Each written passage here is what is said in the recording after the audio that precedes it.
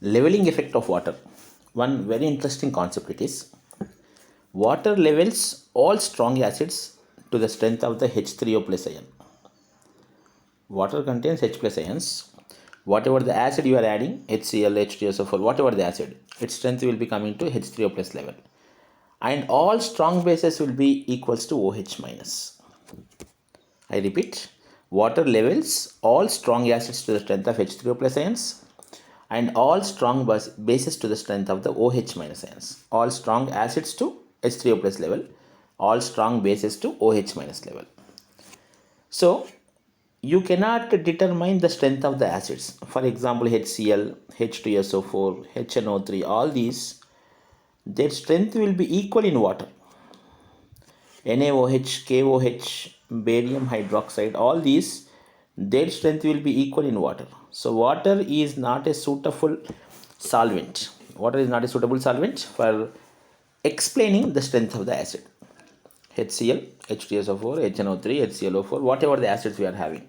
All those acids strength is equals to H3O plus ions of water, and all the bases strength will be equal to OH minus ions of water. That's known as leveling effect of water. So, if you want to measure the strength of the acids, if you want to measure, then you need to go in the presence of weak acids. Strength of the acids is measured in the presence of weak acids, not in presence of water and not in presence of base. In presence of base, every acid is strong. So in the presence of weak acids, generally we go with the strength determination. A solvent having low leveling effect must be used to determine the relative strengths of the acids and bases. For acids, we use weak acids. For bases, we use weak bases. Weak acid means like acetic acid you can use here comfortably, and your ammonium hydroxide we can use for the strengths. I'll give you the order of the acids which are in general given. HClO4 is the strongest acid which is known to us. Hi, H2SO4, HBr. Subject to correction, if your textbook, that is NCERT book, is having Ka values or pK values in little different way, we need to accept that one. For us at present, NCERT is most important one. This is the order: nitric acid, then phosphoric acid, then HF, then nitrous acid, then acetic acid,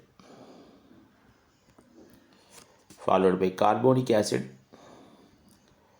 H2S, NH4 plus, phenol, HCN, hydrogen cyanide, water, alcohol, acetylene, ammonia, ethylene, and finally we have ethane. See here, HClO4 is the strongest acid, perchloric acid, followed by Hi, H2SO4, HBr, HCl, H3O+. All these you can consider as strong acids. HNO3, comparatively weak acid. H3PO4, comparatively weak acid. HF is a weak acid. HNO2, CH3COH, H2CO3, H2S, NH4+, all these are definitely weaker acids when you compare with the first row. This first row are very, very strong acids. The relative strengths of different bases can be determined in presence of ammonia. The strength of the conjugate bases can be given like this. I will give you that order also once you check. NH2 minus is stronger base. OH minus, then ammonia, Cn minus, SH minus, HCO3 minus, CH3COO minus, NO2 minus, F minus. It is order of the conjugate bases.